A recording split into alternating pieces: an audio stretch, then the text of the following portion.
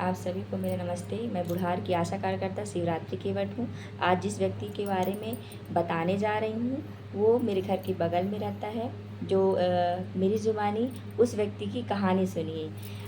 उसका नाम भीमसेन यादव है। घर में हम लोग सभी उसको सोनू के नाम से जानते हैं और सब कुछ सोनू के नाम से ही बुलाते हैं। मैं बताना चाहती हूँ कि वो लड़के की उम्र 28 से 29 साल के बीच में थी। अचानक एक दिन उसके पैरों में मतलब जोड़ों का दर्द हुआ तो हम लोगों को लगा नॉर्मल दर्द है, क्योंकि उनका परिवार और हमारा परिवार बहुत अच्छे तालमेल से रहता है। इसलिए उसकी मम्मी ने मेरे को बुलाया, मेरे हस्बैंड को बुलाया और बोला कि इसको दिखा देते हैं, क्योंकि पैरों में उसके ज़्यादा दर्द था और सूजन भी था। हमको इस चीज़ का आइडिया नहीं था कि इस व्यक्ति को टीबी हो सकता है।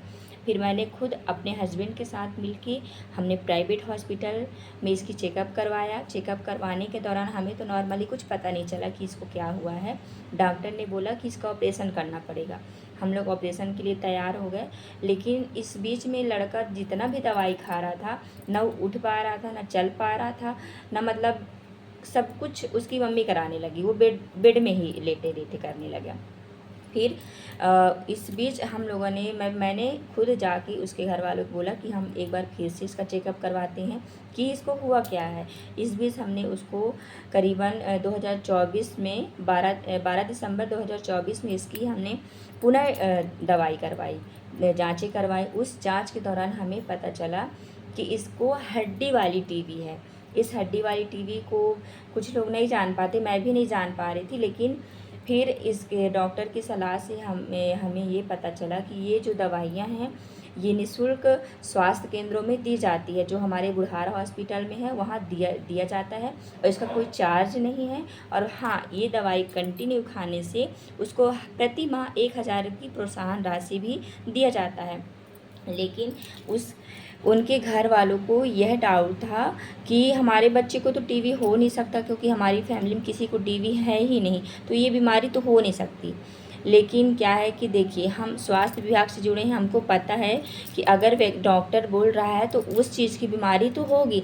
तो मेरे मतलब बार बार उनके घर जाना, उनको समझाना, उनके परिवारजनों को एक ही चीज़ को 10-10 बार बोलना कि नहीं ये दवाई करवाइए, नहीं करवाएंगे तो बच्चा चल नहीं पाएगा, अपने से कुछ भी खड़ा भी नहीं हो पाएगा। मेरे बहुत कहने पर उसकी मम्मी राज़ी हुई, तो फिर मैंने उसका पूरा रिपोर्ट लेकर बुढ़ार हॉस्पिटल नामदेव सर के पास गई। उन्होंने उसका पूरा देखा रिपोर्ट। फिर उन्होंने सलाह दिया कि इसको टीबी है, हड्डी वाली टीबी है, इसकी दवाई कम से कम 6 महीने कंटिन्यू चलेगी। फिर मैंने कंटिन्यू 6 महीने उसको दवाई खिलाई है। घर जा के बीच बीच में पूछती भी रही हूँ कि कैसा लग रहा है, तो बोलता रहा कि ठीक लग रहा है मेरे को। फिर इस बीच मतलब दवाई तो चली, लेकिन वो धीरे धीरे मतलब क्या है कि जो नहीं उठ पा रहा था वो उठ के बैठने लगा दवाई खिलाने से। फिर मैंने उसको कि बोली कि एक बार फिर से दवाई करवा लेते हैं, प्राइवेट में ही आप करवा लो, लेकिन जो इसकी दवाइयाँ लिखेंगी हम सरकारी हॉस्पिटल से ले लेंगे। तो बोले कि ठीक है।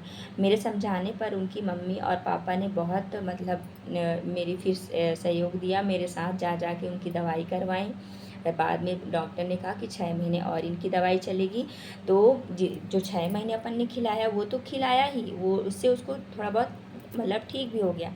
फिर उसके बाद 6 महीने बाद हमने फिर से उसका दवाई चालू कर दिया। तो उसको कम से कम 1 साल तक मैंने दवाई खिलाया जा के। आज की डेट में वो लड़का उठ जा रहा है, अपने से बाहर चल देता है, थोड़ा बहुत घूम फिर लेता है। आज की डेट में वो लड़का स्वस्थ है। इसलिए मैं अपने पूरे विभाग को धन्यवाद देती हूँ कि मेरे इस काम को सफल बनाने में आपका बहुत बड़ा योगदान रहा है। मेरे द्वारा एक बच्चे की ज़िंदगी को संवारा गया है, इसलिए मैं बहुत बहुत आभारी हूँ। धन्यवाद।